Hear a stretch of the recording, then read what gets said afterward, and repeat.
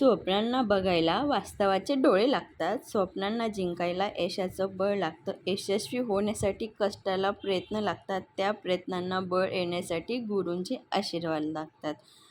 आज आपण बनवणार आहोत गुरुपौर्णिमे स्पेशल रेसिपी खूप इझी आहे आणि खूप टेस्टी पण आहे. सर्वात महत्त्वाचं म्हणजे शुगर फ्री आहे. नमस्कार मंडळी, द रियाज किचनमध्ये तुमचं पुन्हा एकदा मनापासून स्वागत आहे. चला आपण आज रेसिपीकडे वळूया. तर मी इथं 200 ग्रॅम पनीर घेतलेलं आहे, बघू शकता तुम्ही. आता आपण त्यांना छोट्या आकारात पीस करून घेऊया. आज आपण एक स्वीटची रेसिपी बनवणार आहोत. अगदी ती शुगर फ्री आहे आणि जे शुगरवाले लोक आहेत की ते साखर वगैरेचे पदार्थ खाऊ नाही शकत, त्यांच्यासाठी खूप छान आहे. आणि ते पण आरामाने आणि इझी खाऊ शकतात. आणि सर्वात महत्त्वाचं, लहान मुलांना आपण शुगरवाले वस्तू देत नाही खायला, स्वीट वगैरे. तर हे पेढे ते नक्की खाऊ शकतात. यापासून त्यांना काहीच नुकसान नाही होणार. आता आपलं पनीर आपण 2 स्पून पाणी टाकून मिक्सरला ग्राइंड करून घ्यायचे. एकदम दाणेदार टेक्स्चर पाहिजे. बारीक झालं तरी काही हरकत नाही.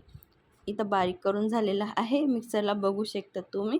मी इथं 150 ग्रॅम गूळ वितळायला ठेवते. बघून घ्या. गॅस ऑन करून कढईमध्ये आपल्याला गुळाला मेल्ट करून घ्यायचं आहे. गूळ व्यवस्थित मेल्ट झाला की चेक करून घ्यायचं आहे. सारखे त्याच्यामध्ये असं गाठी टाईप नको आहे, व्यवस्थित एकदम गोळी टाईप मेल्ट व्हायला पाहिजे. बघू शकता तुम्ही व्हिडिओमध्ये दाखवल्याप्रमाणे. आता आपण मिक्सरला फिरवलेलं पनीर ॲड करूया.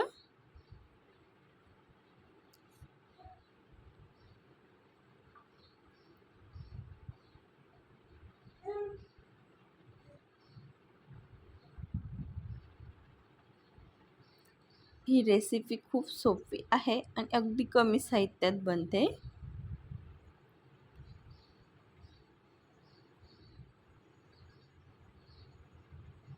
आता आपल्याला पनीरला कंटिन्यू चालवतच राहायचं आहे, मीडियम फ्लेमला. जास्त हाय पण नाही, लो पण नाही.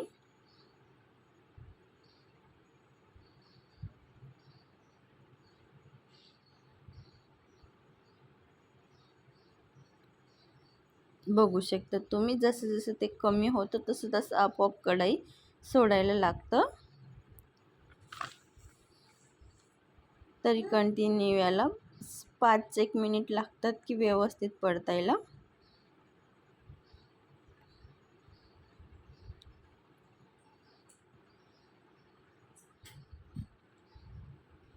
गॅसला जास्त हाय फ्लेमला नाही चालवायचं आहे, लो टू मीडियमलाच करायची ही रेसिपी. बघू शकता तुम्ही इथं.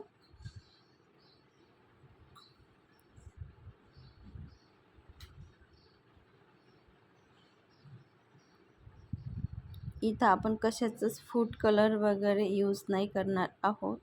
अगदी एकदम जे मुलांसाठी खूप हेल्दी आहे आणि वृद्धांसाठी पण खूप छान आहे. ज्यांना आपण शुगरचे बेकरी प्रोडक्ट देत नाही किंवा स्वीट वगैरे देत नाही, त्यांच्यासाठी.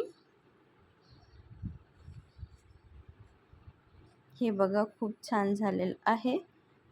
आता आपण याला 2 मिनिटं अजून चालवून घेऊया. बघू शकता तिथं आपलं परफेक्ट झालेलं आहे. जे आपलं गुळाचं आणि पनीरचं मिश्रण होतं ते खूप छान आता म्हणजे पेढे वळण्याच्या पोझिशनला झालेलं आहे. आता आपण एका प्लेटमध्ये काढून घेऊया.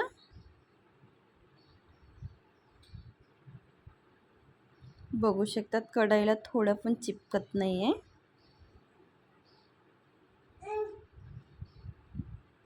प्लेटमध्ये काढताना थोडी वेलची पूड ॲड करायची आहे. मी याच्यामध्ये केसरही ॲड करू शकतात. आता आपण एका प्लेटमध्ये काढून गार करण्यासाठी ठेवूया. मिनिमम आपल्या हाताला चटके नाही लागणार एवढं तरी गार झालं पाहिजे.